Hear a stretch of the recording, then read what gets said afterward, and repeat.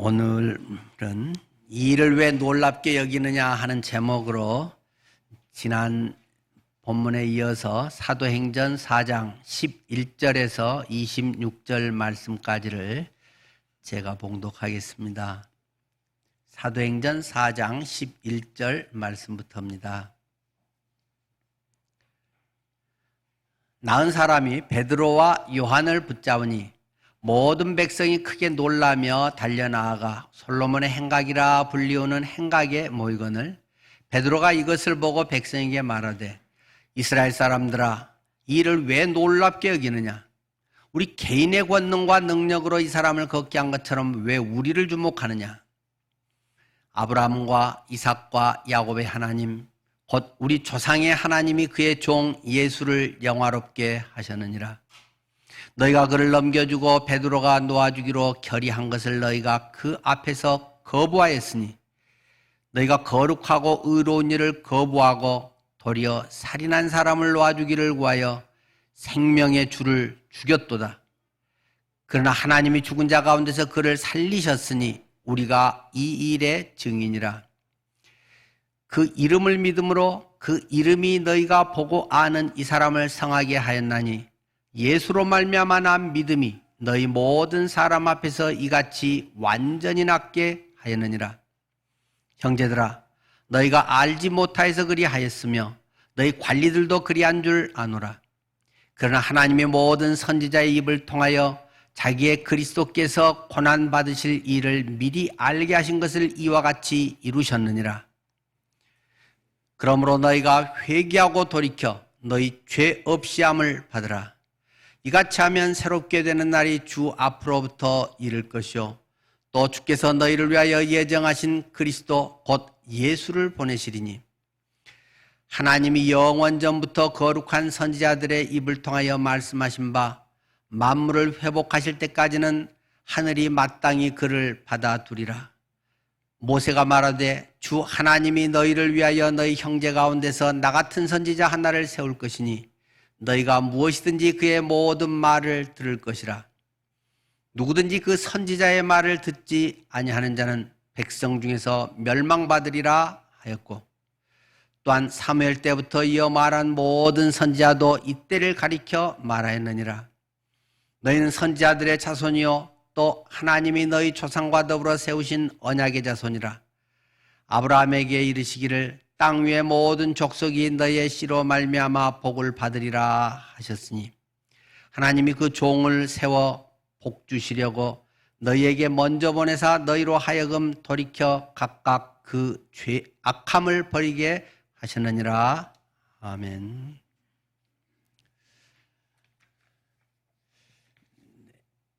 여러분은 처음 부모님 곁을 떠난 때가 언제이십니까? 저는 중학교 졸업하고 고등학교 입학하면서 처음 부모님 곁을 떠났습니다. 지금도 그 첫날 학교 갔다 와서 집에 돌아왔을 때 기억이 생생합니다. 하숙집에 자물쇠를 열고 캄캄한 방에 불을 켜고 들어갔을 때 그 적막함. 그전에는 학교 갔다 오면 학교 다녀왔냐 또는 배 안 고프냐 어머님이 늘 물어보셨는데 아무도 그런 이야기 해줄 수 없는 방에 내 혼자 냉기 있는 썰렁한 방에 불 켜고 들어가서 책상에 앉는 그 순간에 마음이 얼마나 좀 애련한 느낌이었는지 아직도 생생합니다. 어떤 사람들은 대학교 진학하면서 그런 분도 있을 것이고 또는 군대 입대하느라고 처음 부모님 떨어진 분도 있을 것이고 또 어떤 사람은 결혼해서 부모님 품을 떠날 때 또 처음 그런 느낌을 가진 분도 있을 것이고 그러다가 나중에 또 부모님을 주님 편에 올려 보내드리고 그런 느낌을 또 가질 수도 있겠죠. 그때의 심정, 어디 어머니에게서 부모님에게서 떠날 때 그런 뭔가 허전하고 무너지는 것 같고 세상이 허허한 그런 느낌들을 아마 가지셨을 것입니다. 사도행전의 제자들의 심정이 그렇다는 것입니다. 예수님께서 무기력하게 십자가에서 죽으시고, 그러나 그때 그나마 제대로 믿지는 않았지만 부활하시리라는 말씀을 한 3번 정도는 적어도 하셨기 때문에 그것을 떠올리면서 그래도 부활하실지 몰라, 부활하실 수 있어, 부활하실 거야, 그러면서 그들이 예수님의 부활을 맞이하고 그 이후 아주 신나게 있다가 예수님이 이제 하늘로 올라가 버리셨습니다. 승천하면서 그때 그 장면을 똑똑히 두 눈으로 확인한 그들, 이제는 다시 그분을 만날 수 없다는 것을 확인할 때 심정은 어떻겠습니까? 그래서 주님은 약속의 말씀을 다시 상기시키며 이야기하셨죠. 너희에게 그 전에 예비하신 하나님의 약속하신 것을 너희에게 보낼 것이다. 그가 오실 것이라고 말씀하면서 그걸 기다려라. 그래서 그들은 기도하면서 그것을 경험하게 됩니다. 그것이 사도행전 2장의 성령 충만한 사건, 오순절 성령 강림의 사건이라고 말씀을 드렸습니다. 성령이 오심으로 말미암아 그 이제 부모를 떠난 나의 모든 뿌리가 잘려버리는 것 같은, 나의 신앙의 모든 것이 뒤틀리는 것 같은 그런 상황에 성령께서 우리 안에 오셔서 그분이 하나님의 말씀을 생각나게 하고 예수님과 동행했을 때 그들의 삶 속에 있었던 기쁨들을 회복시키기도 하고, 그러한 모든 것들을 온전케 하는 성령이 오심으로 말미암아 완전히 그들이 바뀌어져 버리고 신기한 일들이 생겨났다는 것이죠. 다른 외국어로 갑자기 유창한 외국어 박사들이 제자들이 돼서 예수의 복음을, 하나님 나라의 일들을 막 전하게 됐다는 것입니다. 그리고 나서 지난 시간에 설교했듯이, 그런데 어떤 기적적인 막 이런 사건들도 일어났다. 성전의 아름다운 문 앞에 평생 앉아서 구걸하던 사람, 선천적인 장애를 입어서 평생 나면서부터 한 번도 건강한 삶, 그 일반적인 바람직한 삶을 살아보지 못한 그가, 베드로, 요한이 그것을 지나가게 되는데, 기도하러 가고 뭐 그런 사람 고치려고 한 것도 아니고, 오늘은 누구를 전도할까, 누구 기도해 줄까 뭐 이렇게 찾아보다가 한 것도 아닌데, 기도하러 가다가 베드로와 요한의 마음에 성령의 감동이 일어나고, 저 영혼은 평생 한 번도 제대로 걸어보지 못하구나, 사람답게 살지 못했구나, 이 바닥만을 쳐다보고 돈만을 구걸하면서 돈 하고 살았던 인생이구나, 불쌍한 마음이 확 몰려와서 그에게 내가 돈은 없지만 은과 금은 내게 없거니와 내가 있는 것은 네한테 줄 수 있다.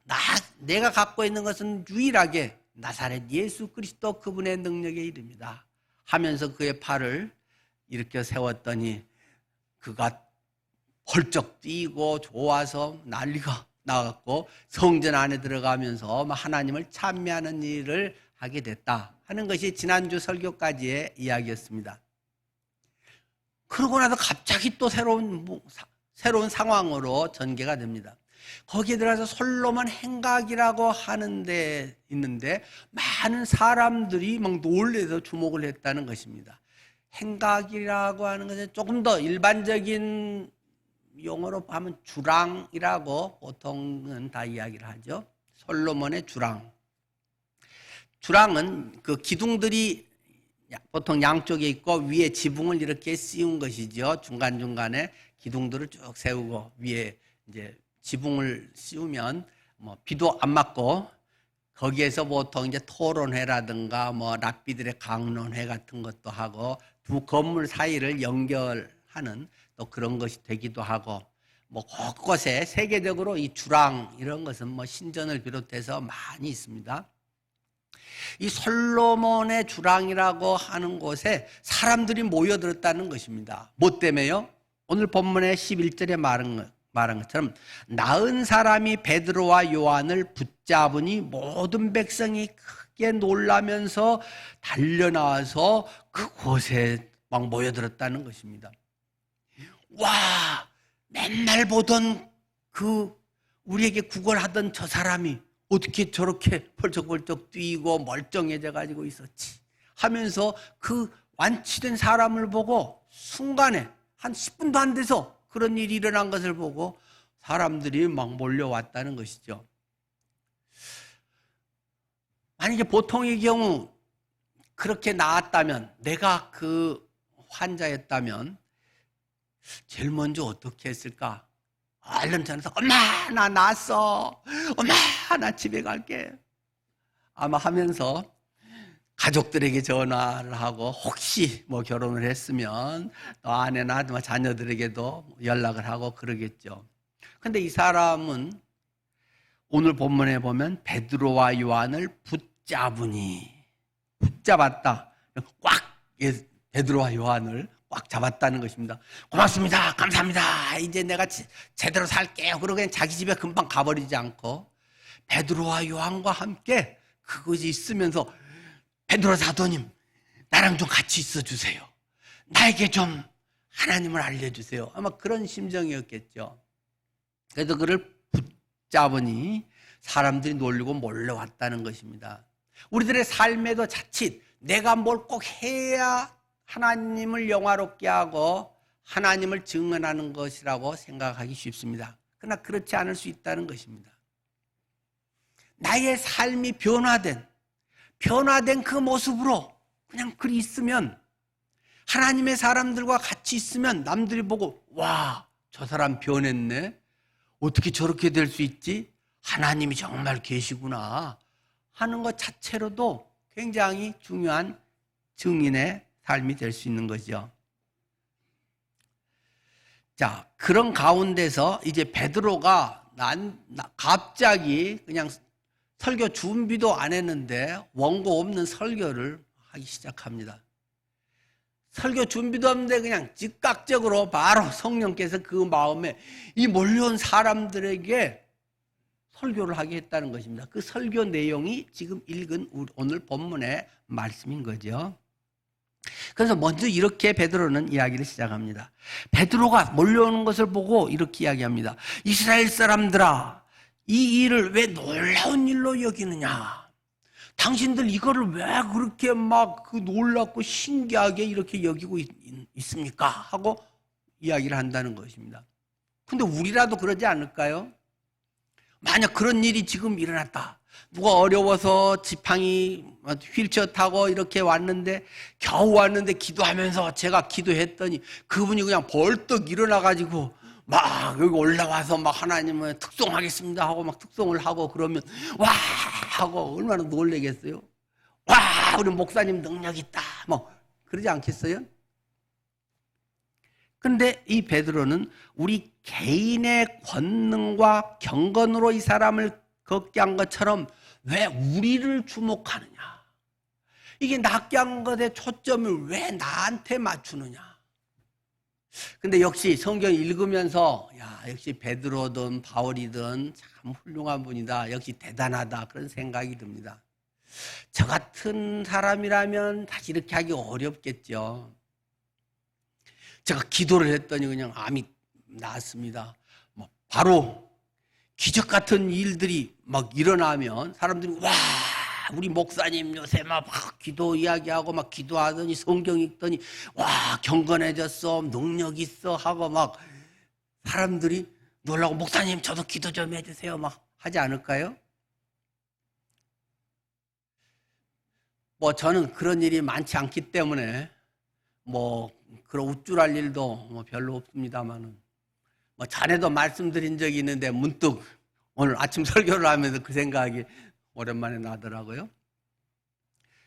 저는 우리 집사님 아버님이 이제 많이 연로하시고 편찮으시고 또 좀 치매도 있으셨고 80대 중반 그때쯤 되셨을 텐데, 그래서 우리 집사님이 목사님 저희 아버님께 마지막으로 좀 꼭 복음을 좀 전해주세요. 주님 영접하고 가시게 좀 해주세요. 그렇게 해서 제가 약속을 했죠. 근데 전주 노인병원에 입원하고 계셨기 때문에 이제 토요일 약속을 하고 이제 같이 내려가야 되는데 또 오전에 전화가 왔습니다. 목사님, 근데 좀 곤란해졌습니다. 아버님이 의식이 이제 하나도 없어지셨고 뭐 꼼짝도 못하시고 중환자실로 옮겨지셨습니다. 근데 가야 될까요? 어떨까요? 그래서 일단 우리가 가기로 약속한 거니까 가보시죠. 그렇게 해서 이제 같이 전주로 내려갔습니다. 근데 그게 원불교에서 운영하는 그 노인병원이었는데 그분이 목사가 왔다고 하니까 별로 안 반가워하더라고요. 저희 목사님인데 서울서 내려오셨는데 잠깐 뭐 기도만 좀 하겠습니다. 그때 안 돼요.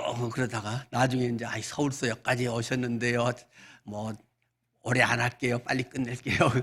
이제 뭐 집사님이 그러니까 빨리 하고 나와야 돼요. 그러면서 이제 뭐 잠깐 면회를 허락해 주더만요.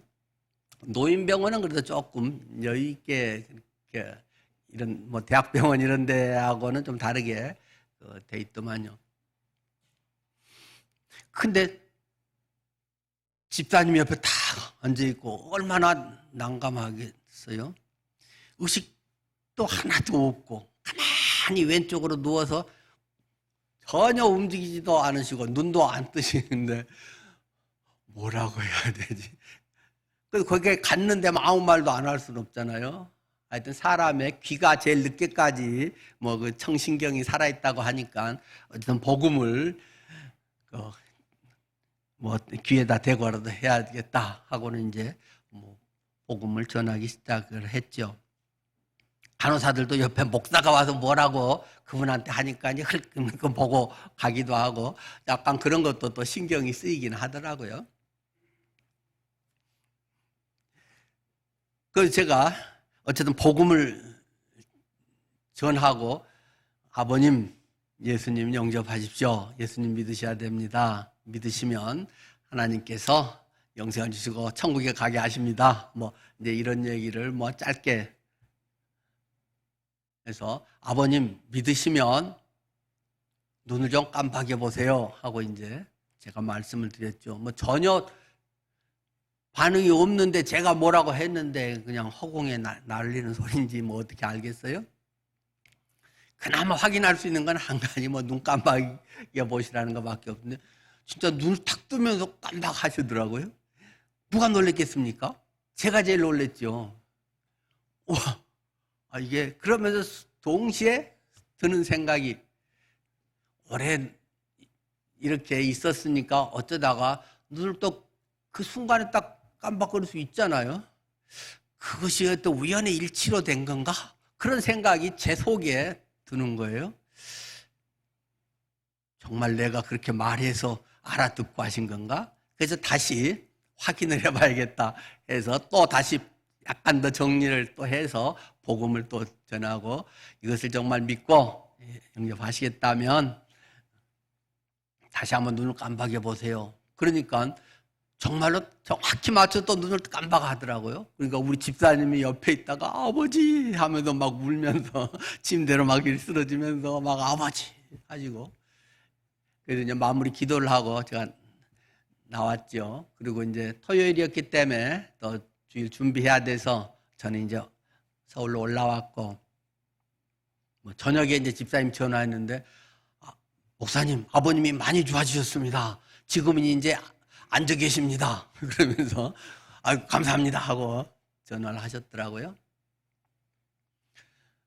하여튼 뭐 저도 어떻게 된 건지는 잘 모르죠. 근데 그때 뭐 제가 능력이 특별히 있어서 제가 어떻게 그분을 뭐 그렇게 갑자기 이렇게 세웠겠습니까?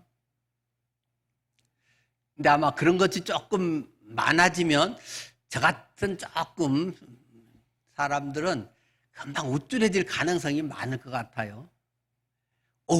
나도 저런 기적 같은 일들이 일어나게 하네. 내가 기도해 줬더니 저렇게 저 사람들이 뭐 변화되네.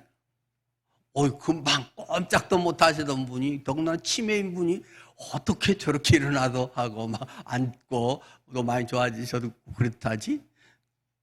그런 것들이 있더라고요. 그래서 뭐 하면 만약 누가 칭찬하면 아이고 주님이 하셨죠 하지만 속으로는 은근히 내가 능력이 있네. 또 누구 막 그런 사람이 있으면 내가 안수기도 한번 하면 저 사람 나을 텐데 막 이런 마음이 생길 것 같아요. 어쨌든 뭐 몇 번 그런 사건이 있긴 있지만은 주님께서 철저히 하셨다 그런 것을 고백하고 주님의 것을 나타낸다는 게 쉬운 건 아니겠다 싶은 생각도 듭니다. 그런데 이와 아주 비슷한 사건이 바울 기록에도 있지 않습니까? 바울이 루스드라라고 하는 곳에서 역시 이런 비슷한 사람을 만나서 기도했더니 그 사람이 완전히 치료가 돼버렸죠. 그러니까 그 동네 사람들이 놀래가지고 야 신이 강림하셨다. 바나바는 스스다. 제우스 신 같은 존재다. 바울은 허메로스 신이다. 이렇게 해서 막 제사를 지내려고 그들이 막 난리를 하니까 바울이 막 옷을 찢으면서 지금 무슨 짓을 하고 있는 거냐. 내가 이거 고친 거 아니다. 내 능력이 아니다. 그래가면서 하나님을 드러내는 그런 사건들이 여기 사도행전에 또 기록이 되어 있지 않습니까? 우리들의 삶에 하나님께서는 기적, 능력의 역사를 일으키실 수 있고 또 그것들을 주위에서도 또 본인의 생애에서도 크고 작게 경험할 수 있을 것입니다. 그러나 그럴 때마다 늘 이것은 내 능력이 아닌 하나님의 능력이다. 하나님의 은혜다라는 것을 철저하게 깨닫고 진심에 고백하게 되는 것이 성숙해지는 그리스도인의 삶이 아닌가 싶습니다.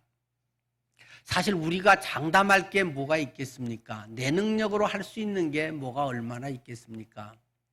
나는 머리가 좋아도 공부를 잘해. 많은 경우 부모님들 유전자를 또 잘 이어받은 것도 있을 것이고 여러 가지 조건들이 많이 잘 어우러져서 된 경우가 대부분 아니겠습니까? 누군가가 내가 참 중요한 때에 큰 도움을 준 분이 있을 것이고 누가 뭔가 한 한마디 말이 내 인생의 큰 전환점이 되게도 했을 것이고 우리가 다 열심히만 한다고 다 어떤 일이 잘 되겠습니까? 지금 베이징에서 동계 올림픽을 하는 것을 보면서 메달 따는 게 보통 어려운 게 아니구나. 그 각국 대표들이 나와서 하는 것 중에서도 거기서 1, 2, 3등 안에 든다는 거, 동메달이 우스운 것 같은데 그거 딴다는 게 정말 하늘의 별 따기만큼 어렵구나 하는 생각이 듭니다. 제가 만약에 아무리 열심히 막 노력을 한다고 해서 스피드 스케이팅에 금메달을 딸 수 있겠습니까? 아무리 기도를 열심히 하고 식단을 잘 짜서 하고 날마다 성실하게 운동을 하고 혹시 제가 20대로 돌아가서 10대로 돌아가서 막 한다고 해서도 다 그렇게 되겠습니까? 내가 열심히 피아노를 친다고 해서 세계 피아노 콩쿠르 대회에서 1등하고 그렇게 될까요? 기껏 했는데 그 전에 아파버렸다. 열심히 했는데 부상당해가지고 못했다. 항상 랭킹 1위였는데 국가대표 선발전에서 탈락해버렸다.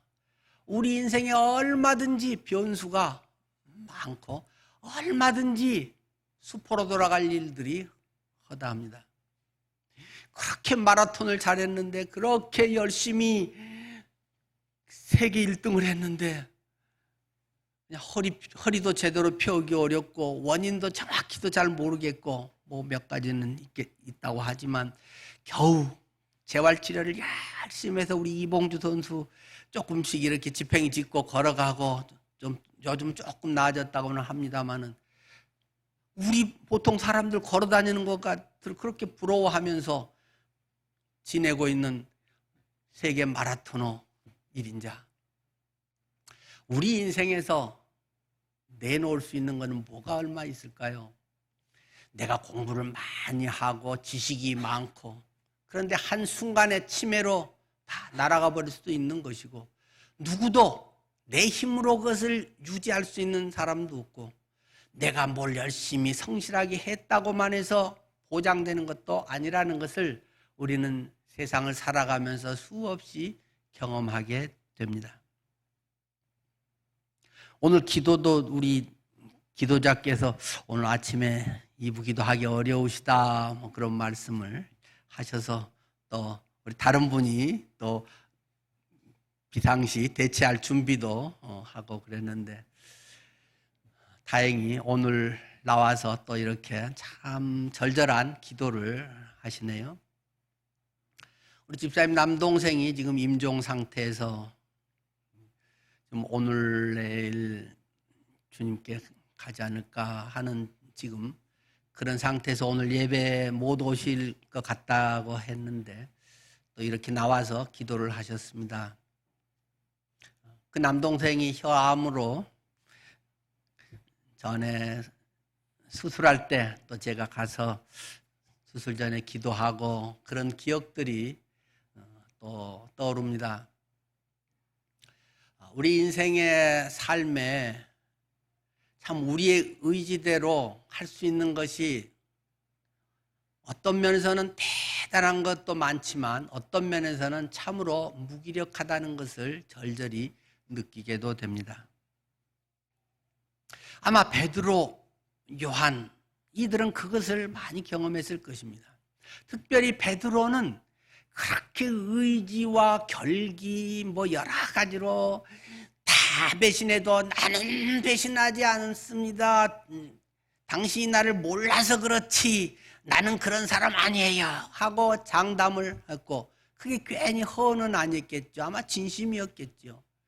그런데도 그는 3번이나 예수님의 십자가 사건 속에 부인했던 것을 절절히 느꼈기 때문에 베드로는 내 힘으로 내가 뭐라고 할 수 있는 게 아니네 하는 것을 고백하면서, 왜 나를 주목하느냐, 나는 별 볼 일 없는 사람이야, 나는 기고만장하고 뭐가 어쩌고 저쩌고 자랑도 하고 자존심도 있고 우쭐하고 뭐 하지만 지내보니까 헛소리를 그런 때가 있었어.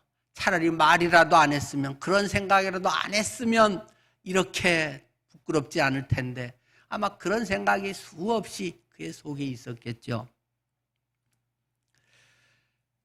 하여간 베드로는 나를 주목하지 마라, 내가 이렇게 한 게 아니다, 내가 요즘 기도 생활을 잘하고 성령 충만하고 뭐가 내가 은사가 대단해서 날쩌다 하면 팍팍 낫고 뭐 이런 것도 아니다. 혹시 그렇게 있더라도 그 은사가 그리 주어진 것이고, 은사라고 하는 것은 영적 성숙도와 비례하는 것은 아니다. 영적으로 성숙하고 믿음 있는 사람에게 더 그런 일이 많이 나타날 수는 있지만, 은사라고 하는 것은 또한 인격과 잘 어우러지지 않으면 오히려 그것은 양날의 검처럼 자신을 망하게 할 수도 있는 것이다 하는 것을 베드로는 절절히 깨달았을 것입니다. 그러면서 왜 놀라느냐 해서 아마 2가지를 우리가 이야기할 수 있을 것 같습니다. 첫 번째는 믿음을 보고 하나님께서 하신 일이다 라고 하는 것을 강조하고 있는 것입니다. 내가 뭘 하고 내가 기도해 주니까 어떻게 하고, 뭐 어느 기도원 그런 데서는 막 원장님께 기도 받으면 한 번 받으면 얼마고, 뭐 한 달에 몇 번씩 기도해 주는데 뭐 몇백만 원씩을 내고, 막 이런 기도원들도 있고 하잖아요. 어떤 부흥사들도 막 그렇게 앞에서 날짜다 해가지고 못 나오면 네 믿음이 적어서 네 책임이고 나오면 내 능력이고, 뭐 이런 불의 사자 막 이런 사람들이 많이 있죠. 뭐 진짜 낫기도 하고 쇼하기도 하고 뭐 그런 막 헷갈리는 현상들이 일어나지 않습니까? 그런데 분명하게 이야기하기는 16절. 그 이름을 믿음으로 그 이름이 너희 보고 아는 이 사람을 성하게 하였나니. 예수로 말미암아 난 믿음이 너희 모든 사람 앞에서 이같이 완전히 낫게 하였느니라 하고 지금 16절에 이야기하고 있습니다. 예수의 이름, 하나님이신 예수 그리스도, 그분의 능력의 이름, 그 이름을 믿는 것으로 말미암아 그분은 전능자 하나님이시다. 그분이 우리를 사랑하신다. 그분이 우리를 회복케 하시고 하나님의 창조의 본래 모습으로 되돌려 놓은 것이다. 이런 것을 그가 믿음으로 말미암아 예수를 믿음으로 치유의 이런 사건, 병만 아니라 온전해지는 지정의 또는 육간에 온전해지는 일이 일어났다는 것입니다. 근데 누가 믿었다는 것이냐? 그가 믿었다는 것인데, 여기에는 성경학자들의 그 견해들이 책에 따라서 조금 크게 한 두 가지가 있는 걸 봅니다. 우선은 그것은 베드로의 믿음이다라고 이야기를 합니다. 성경에서 직접적으로 그 안진병이 그 다리 지체 장애인이 어떤 믿음을 어떻게 했다는 것이 구체적인 묘사는 없습니다. 성경 본문적으로도 그거 명확하게 어떻게 정리하기는 사실 이 원문으로도 좀 어렵습니다. 그래서 베드로의 믿음이 그를 낫겠다라고 말하는 성경학자도 있고, 그러나 저는 두 번째 성경학자들의 의견에 좀 더 동의하고 싶습니다. 베드로의 그 믿음과 그 지체 장애인이었던 그 사람의 믿음이 어우러진 결과라고 이렇게 설명하는 학자들이 있습니다. 그런 그 지체 장애인이 뭘 어떻게 믿음을 했는데, 말씀드렸듯이 구체적인 건 없지만 적어도 우리가 확인할 수 있는 것은 그가 베드로가 그렇게 하겠다고 할 때 거부하지는 않습니다. 저항하지는 않습니다. 때로 우리가 복음을 전하다 보면 어떤 사람은 그냥 마지못해 듣는 사람도 있지만 어떤 사람은 나한테 그런 소리 하지 마세요 하고 단호하게 거절하는 사람도 있습니다. 당신들이나 잘하세요 하고 예수 믿는 것들이 하면서 아주 반대하는 이들도 저는 많이 만났습니다. 그래서 성령을 거스르지 말라. 성령을 반대하는 그런 것들, 복음을 거부하는 사람들은 죄사함을 받을 수 없다.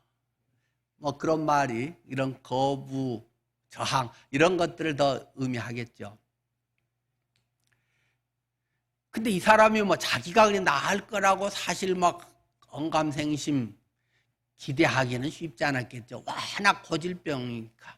워낙 나서부터 선천적인 병이고 수십 년간이 그렇게 돼 있으니까 희망사항일지언정 그런 것을 불러일으키기는 굉장히 약했겠죠. 그런데 아마 베드로가 들어가면서 성령께서 그 마음에 감동하심, 성령이 그 마음을 뜨겁게 하시고 성령이 그 마음에 그 연민의 정을 짠하게 여기는 마음을 평생 그냥 무심결에 지나는 아주 택배 아저씨 이런 정도로만 봤는데 그분에 대한 삶의 고단함, 그분에 대한 영혼에 대한 안타까움, 이런 게 내 마음속에 어느 순간에 불현듯 나와서 올 시간 돼서 뭔가 음료수를 라든지 작은 선물을 건네면서 뭔가 말을 붙이고 뭔가 전도에 대한 책자를 준다든지 이런 계기를 만들게 되는 거겠죠. 베드로가 그래서 선포하고 그가 일어나라 그러면 뭔 소리야, 나 놀리는 거야 하고 이것들이 내가 이렇게 사니까 우습게 여기고 있어 그렇게 욕하고 대들지 않고 뭔가 그래도 해보려고 일어나서 바둥바둥 하면서 일어나게 됐더라는 것입니다. 그리고 바로 그냥 뛰고 엄청난 기적의 역사가 일어나더라는 것입니다.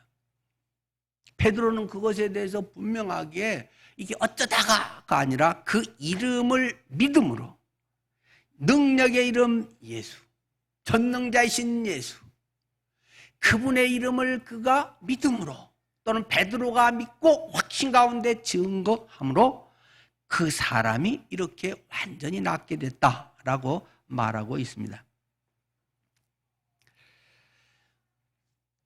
사실 성경에는 몇 가지 형태로 이 믿음으로 치유되는 사건들을 설명하고 있습니다. 제일 좋은 것은 본인의 믿음이 있어서, 본인의 믿음에 분명한 확신이 있어서 주님의 말씀을 붙들고 주님이 이렇게 말씀하셨지 하고 그것이 성령의 아마 감동으로 선포되고 확신 가운데 할 때 치유되는 역사가 가장 많이 나타나고 제일 바람직한 것이죠. 그런데 그렇지 못하는 경우도 있을 수 있잖아요. 여기같이 고질병이 되고 38년 된 병자가 베데스다 연못에 있고,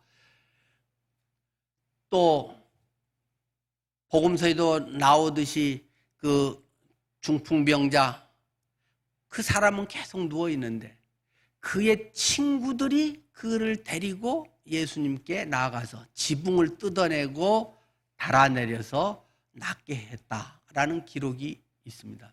그런데 그 성경 본문에서도 그가 친구들에게 알바비를 줘가면서 야, 나 좀 예수님 온다는데 데려다 줘라, 나 꼭 낫게 해줘라, 야, 사람 많아서 안 되겠는데 하고 돌아가려고 하는 친구들에게 내가 더블로 알바비 줄게, 사다리 놓고 지붕에 올라가서 지붕을 뜯어라, 이런 것이 전혀 없습니다. 그는 그냥 대상으로만 묘사되어 있고 나머지는 4명의 친구들이 다 한 것으로 성경은 나타나 있습니다.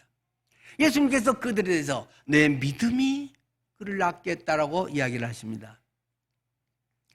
그런데 우리가 일반적으로 생각해 봐도 그 환자 자신은 얼마나 낫고 싶겠습니까? 괜찮아, 뭐 이러다가 죽는 거지, 뭐 가진 약을 옛날도 써봤는데 안 되더라, 그러다가 재산 다 날렸어, 뭐 이렇게 하면서 자포자기하는 심정도 있겠지만 그만큼 그 속에서는 나도 나서 사람 노릇 좀 해봤으면, 나도 건강을 더 찾았으면, 그런 마음은 얼마나 더 많겠습니까? 나는 왜 이렇게 아직도 살아갖고 옆 사람들 피해만 끼치나, 나 때문에 딴 사람들 자기 일도 못하고 간병한다고 매어가지고 내가 빨리 안 죽는 게 참으로 아니다, 뭐 그런 생각들이 막 교차한다는 것입니다. 이 사람도 역시 그랬을 것입니다. 본인의 마음은 절절하고 낫고 싶다, 나도 돈 주는 사람이 되고 싶지, 나도 동량을 구걸하고 그걸로 연명하고 싶지는 않다. 왜 자존심 있는 인간이 그러지 않겠습니까? 그런 그의 드러나지 않지만 그 마음의 깊은 곳에 있는 바람, 그리고 베드로의 이 믿음의 선포, 이것이 아마 이 사람을 낫게 했겠죠. 여러분의 삶에서도 때로는 내가 다 어떻게 표현 못하고 내가 다 적극적으로 나서지 못해도 주변에 우리 사랑방 식구들이나 우리 믿음의 형제 자매회에 그 주변 사람들의 기도와 격려와 능력으로 하나님께서 치료하시고 새롭게 하실 수 있는 길들을 열어주실 수 있다고 믿습니다. 그런데 또 성경은 어떤 경우는 본인은 믿음이 전혀 없는데, 전혀 어찌할 수 없는 상황에 있어도 하나님께서 그를 사랑하셔서 전적인 하나님의 은혜로 그를 구원하시고 완전히 회복시키셨다는 그런 사례들도 제시를 하고 있습니다. 나인성의 과부 이야기도 그런 얘기 아니겠습니까? 오직 자식이라고는 그 아들 하나 있는데 그 아들이 그냥 덜컥 죽어버렸다는 것입니다. 남편도 진즉 없고 혼자 의지하고 믿는 것은 그 아들 하나뿐인데 그 아들이 멀쩡하게 젊어서 죽어버리니 하늘이 무너지는 것 같은 큰 아픔을 어찌할 수 없고, 그러나 뭐 장례는 해야 되기 때문에 장례법에 따라서 그의 시신을 들추고 장례 행렬을 진행하고 있다는 것입니다. 예수님께서는 그것을 지나가다가 그 모습을 보고 너무 짠하다는 것입니다. 기쁨과 영광과 하나님의 나라를 이루면서 아름답게 살아야 할 인간들이 이런 슬픔과 고통에 이 무너지는 이 벼랑 끝에 있는 저런 모습이 너무 안타깝다.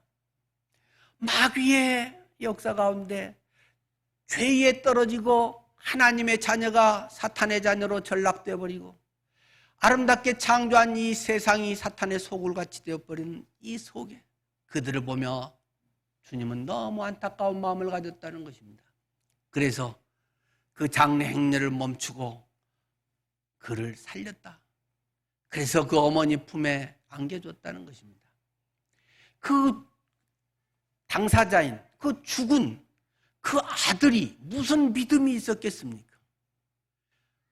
전혀 이미 죽어버려서 전혀 예수님에 대한 기대와 소망조차도 없었을지라도 전적인 하나님의 은혜로 하나님이 그를 일으켜 세우는 일들도 많진 않지만 성경은 우리에게 희망의 씨앗처럼 설명해 주고 있습니다.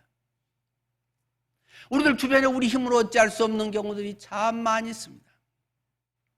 생각지 않았던 갑자기 뜻하지 않은 일들이 얼마든지 일어날 수 있습니다. 오히려 더 건강했다고 백신 맞았는데 며칠 만에 20대 아가씨가 세상을 떠나고 우리 주변에 그런 일들이 남의 일이 아닌 것처럼 얼마든지 일어날 수 있고 나의 일이 될 수도 있다는 것입니다. 그러나 하나님께서는 우리를 긍휼히 여겨주신다. 하나님의 사랑이 우리의 믿음과 의지와 나의 노력보다 훨씬 크다. 때로는 내가 절망하고 도저히 일어설 힘조차 없을 때 주님께서는 끝까지 우리를 붙들어 주신다. 성경은 것을 이야기하고 그러나 네가 믿음을 일으킬 수 있다면 너의 뭔가의 의지가 조금이라도 있다면 일어나라. 일어나 걸어라. 너의 힘으로 한 발짝 내디뎌라. 믿음의 걸음으로 나아가라. 주님은 우리에게 요청하고 계십니다. 그런 마음의 감동을 주시는 그분이 낫게 해주고 싶어서 새 인생을 살게 해주고 싶어서 그 나은 환자가 베드로와 요한 옆에 있는 것만으로도 놀라운 간증이 되게 하시듯이 그 일들이 우리의 삶에 놀라운 간증으로 하나님을 드러낼 수 있도록 우리를 인도하고 계시는 줄 믿습니다. 또 놀라지 말라고 우리에게 하는 두 번째 이유는 무엇일까요? 이것은 뭐 어쩌다가 그냥 불쌍히 여겨서 예수의 능력이 어찌 나타났다 정도가 아니라 이미 예언되어 있는 것이다 라는 것을 베드로는 지금 설교하고 있는 것입니다. 17절부터 26절 후반부의 이야기죠. 18절에 그러나 하나님이 모든 선지자의 입을 의탁하사 자기의 그리스도의 해받으실 일을 미리 알게 하신 것을 이와 같이 이루셨느니라 하면서 말하고 있습니다. 모든 선지자들의 입을 의탁해서 선지자들을 통해서 이미 예언한 것이 지금 이 땅에서 실현된 것이고 그 예수가 오시고 성령이 오신 것의 증거를 뭔가 성령은 보이지 않기 때문에 증거를 이런 사람들이 일어나고 외국어가 막 갑자기 유창하게 쏟아져 나오고 막 이런 현상들을 보면서 야 뭔가가 있네 다르네 오 진짜네 하는 것을 알게 하는 하나의 그런 것은 수단 방법이라고 하는 것입니다. 이미 예수 그리스도가 이 땅에 오시고 그리스도가 우리를 위해서 죽으시고 우리의 모든 죄의 문제를 완전히 해결하시고 하나님의 자녀로서 하나님의 나라를 이루게 될 것을 성경은 수없이 이야기를 합니다. 그것에 대해서 말로만 그냥 하면 사람들이 잘 못 알아먹으니까 또는 그냥 헷갈려하고 그러니까 구체적으로 예를 들어서 베드로는 설교를 합니다. 베드로가 성경 공부를 얼마나 많이 했는지 그냥 즉흥 설교를 하면서도 막 그게 튀어나오는 걸 보면 금방 알 수 있지 않습니까? 22절 모세가 말하되 주 하나님이 너희를 위하여 너희 형제 가운데서 나 같은 선지자 나를 세울 것이니 너희가 무엇이든지 그 모든 말씀을 들을 것이라 하고 모세가 말했지 않냐 라고 설명을 합니다. 지금 다 1500년 전 사람 모세, 그러나 사람들이 가장 존경하는 유대인들의 그 대표주자 모세가 이미 예언을 했다. 뭐라고? 너희 형제 가운데서 나 같은 선지자 하나를 앞으로 세울 것이다 라고 예언했다. 나 같은 선지자, 그분이 바로 예수 그리스도다 라고 하는 걸 지금 베드로가 설교하고 있다는 것입니다. 나 같은 것은 그림자 정도에 불과한 것인데 진짜 진품인 예수 그리스도가 앞으로 와서 할 것을 모세가 말하고 그 이야기가 바로 이 사건으로 지금 증명되고 있다라고 설교를 하고 있다는 것입니다. 그 모세 이야기뿐만 아니라 또 선지자들도 그렇지 않았냐 하면서 24절 또한 사무엘 때부터 오므로 말한 모든 선지자도 이때를 가리켜 말하였느니라 하면서 선지자들 이미 예언된 거 그게 그냥 다 하나님의 때에 성취된 것이야 라는 것을 입증하고 있다는 것입니다. 근데 사실 좀 솔직히 말하면 사무엘이 예수 그리스도의 탄생 그리스도가 한다는 걸 말한 적은 없습니다. 성경의 기록은 없습니다. 뭐 말씀하셨는지 안 하셨는지 사무엘이 뭐 직접 쓴 것도 없지만 하여튼 성경에는 사무엘의 그런 건 없습니다. 그런데 행동으로 사명으로 그것을 확실히 사무엘은 이루었습니다. 뭘 통해요? 다윗을 기름 부음으로 말미암아서요. 사울 대신에 다윗을 하나님이 세운다. 다윗을 왕으로 세우고 다윗의 씨가 구체적으로 선지자들이 이 다윗의 씨 그 예수 그리스도를 계속 이야기하잖아요. 그러니까 다윗의 가문에서 그러한 메시아가 올 것을 이 사무엘의 다윗 기름 붓는 사건을 통해서 역사적으로 현실적으로 우리에게 제시되고 있는 것이죠.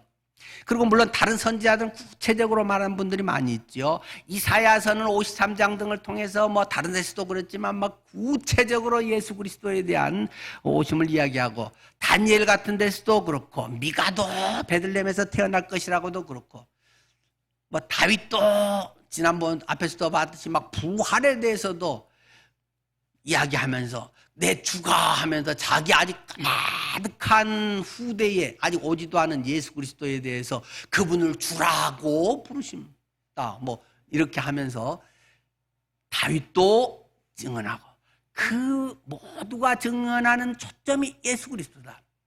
베드로는 이 성경 전체를 딱 꿰뚫고 있다는 것입니다. 어쩌다가 몇 구절 암송한 거 이렇게 하는 정도가 아니라 구약 전체가 뭘 말하려고 하는지를 딱 꿰뚫고 핵심을 그냥 즉흥 설교를 하면서 이 자리에서 그걸 막 쏟아내고 있는 것이죠. 성령의 막 충만함으로 막 터져 나오고 있는 것입니다.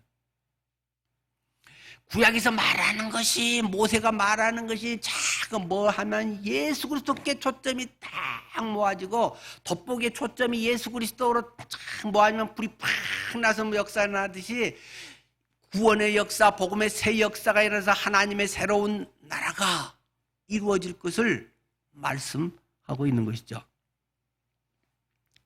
자, 이렇게 믿음으로 하나님이 하신 것이기 때문에 너희가 뭐 놀래고 사실 그럴 일도 아니다. 내가 한 거라면 내가 대단해 보이고 뭐 어쩌고 우쭐대고 막 한 번 안수하면 1000,000원씩 받고 뭐 이런 짓거리 하는 게 아니고 하나님이 하신 것이다. 나 같은 것은 그저 도구일 뿐이다. 수원지의 깨끗한 물이 각 가정이 가정이 깨끗한 물로 먹을 수 있는 물이 되기 위해서는 수도관이 깨끗해야 된다. 수도관이 뭐 거기다가 뭘 염소를 치고 뭐 불소를 넣고 할 필요는 없는 것이고 그 수원지에서 알아서 그 원수가 뭐 돼 있으면 되는 것이고 거기에 내가 지저분하게만 녹물이 있고 뭐 쇠조각이 거기서 떨어져 나오고 지저분하고 막 이렇게 해서 오염되고 파이프는 그냥 깨끗하게 있으면 된다. 하나님의 우리는 도구다. 우리는 하나님을 증언하는 자들이다. 내가 거룩하게 하나님의 말씀과 기도로 거룩해지느니라. 말씀 가운데서 기도 가운데 내가 거룩하게 하나님의 뜻을 좇아 살아가고 있으면 하나님의 말씀이 나를 통해서 나의 통로를 통해서 흘러가게 돼 있는 것이다. 내가 더 좋은 물을 만들려고 할 것도 없고 내가 거기에 뭘 어떻게 해서 내 것을 뭐 색깔 넣을 필요도 없는 것이고 그냥 그대로의 생명의 물이 전해지도록 하는 것이다 하는 것을 베드로는 우리에게 강조합니다. 자, 이렇게 해서 하나님이 하시고 예언된 것이고, 그러니까 어쩌자는 것입니까? 이 설교 끝에 뭐 말하려고 하는 내용은 무엇입니까? 회개하라. 회개하라. 그 말을 지금 하고 있는 것입니다. 19절이죠. 그러므로 너희가 회개하고 돌이켜 너희 죄 없이 함을 받으라. 유대인들 니들이 빌라도는 놔주려고 이랬는데 니들이 그걸 거절하고 나쁜 바라바를 놔주세요. 그러면서 예수를 차라리 죽이라고 하고 니들이 그런 죄 가운데서 나는 괜찮은데 나는 남보다 좀 나은데 나는 모범생인데 나는 뭐 별로 죄진 것 없어요. 자기 의에 빠져 있는 사람들. 나는 뭐 그 교회에서 오래해서 뭐 이렇게 해서 하고 나는 뭐 상이 더 많을 거야. 뭐 어떤 이런 것들에 자기 은근한 만족과 남에 대한 정죄하기를 좋아하는 이런 것들. 회개하라. 철저하게 하나님의 은혜와 철저하게 하나님의 하나님 되심을 증언하는 것이 그리스도인의 삶이고 우리는 그렇게 하다가 주님 만나는 것이 그리스도인의 모습이라는 것입니다. 회개하고 죄 없이 함을 받으라. 물론 구원 이미 받은 사람들은 뭐 조금 회개가 뭐 다르긴 하겠죠. 그러나 궁극적인 마음은 다 똑같은 거 아닐까요? 자기의. 나는 조금 더 낫다. 나는 옳고 상대방은 좀 틀렸다. 저러면 안 되는데. 늘 이런 판단 기준으로 뭘 보기 때문에 뭐 맞니 틀리니 이래야 되니 저래야 하니 밤낮 그거 갖고 별로 중요하지 않은 것 같고 속상해하고 편가르고 뭐 이러기가 쉽다는 것입니다. 자기의가 아주 우리를 넘어뜨리게 하는 악한 것입니다. 그것이 조금만 상하면 막 잠을 못 자고 자존심 상하고 섭섭 마귀에게 사로 붙잡혀가지고 뭐 교회를 떠나네 있네 뭐 여기 불쩍불쩍 메뚜기처럼 교회 쇼핑을 다니고 뭐 그런 사람들이 종종 생긴다는 것입니다. 회개를 촉구하고 있습니다. 너희는 언약의 자손이 되었다. 그렇기 때문에 복을 받으리라. 나 무조건 언약의 자손이기 때문에 유대인이기 때문에 무조건 복을 받는 게 아니고 회개하라. 너희가 그리스도를 영접해서 하나님 자녀가 됐기 때문에 무조건 만사 형통하고 그대로 살아도 되고 내 하고 싶은 대로 돈 다 쓰고 내 하고 싶은 대로 시간 다 쓰고 내 뭐 하다가 짜투리 시간 조금 남으면 뭐 교회 뭐 좀 해줄까 하는 이런 것 그런 거 완전히 박살내야 된다. 하나님 내 마음속을 보시는데 하나님이 그런 것을 기뻐하실까 보냐?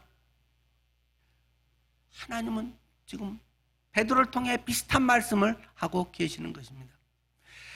복받은 삶을 살아야 할 것입니다. 내가 주인이 아니라 주님이 주인이다. 나는 한 방에 훅 가는 수가 있다. 내가 잘못해서가 아니라도 뭐가 내 몸속에 뭔 뇌의 혈관이 터져버릴런지 뭐가 어떻게 될런지 가다가 뭐가 일어날런지 누구도 장담할 수가 없습니다. 내 마음에 혹시 조금 그런 마음이 일어날 때마다 하나님 저를 불쌍히 여겨주십시오. 주님 앞에 기도하는 자가 되어야 할 것입니다. 그리고 혹시 주님이 성령께서 내 마음에 생각나게 하시는 것이 있으면 거리끼는 것이나 죄가 있다면 내 양심에 찔린 것이 있으면 빨리 용서를 빌고 회개하고 속으로 웅얼웅얼하고 하지 말고 사람들과 만나서 해결해야 될 거면 해결하고 돈으로 해결해야 될 것이면 돈 갚아주고 그렇게 할 수 있는 최선의 내가 할 수 있는 것으로 주님의 뜻을 이루는 것이 우리들의 삶이라고 하는 것입니다. 그렇게 할 때 이 초대교회 성령의 임재 가운데서 일어났던 일이 폭발적으로 막 늘어나서 오히려 오미크론이 막 폭발돼서 뭐 5만 명, 뭐 앞으로 뭐 17만 명, 뭐 잠재 뭐까지 하면 한 5배는 잠재가 있으니까 한 50만 명, 막 질병본부에서도 막 그런 이야기 전문가들도 벌써 하고 있지 않습니까? 몇 명이 될지 뭐 또는 그게 뭐 공식적으로 된 건 몇 명이 뭐 드러날지 알 수도 없지만은 복음은 그보다 훨씬 놀랍게 막 퍼져간다는 겁니다. 세계에 무려 1세기가 안 돼서 막 사도 바울이 하던 그 1세기에 사도 요한이 세상을 떠날 때 막 약 100년도 못 된 막 그 사이에 세계 곳곳에 복음이 막 수천 명, 막 수십만 명, 수없이 많은 사람들이 막 퍼져나간다는 것입니다. 누구를 통해서요? 성령의 사람들을 통해서. 하나님께서는 우리가 그런 삶을 살아가기를 원하십니다. 죽은 사람을 살려내는 오미크론을 싹 쓸어버리고 다 건강한 사람으로 막 더 빠른 속도로 하나님이 복음의 역사를 일으키기를 축원합니다. 기도하겠습니다.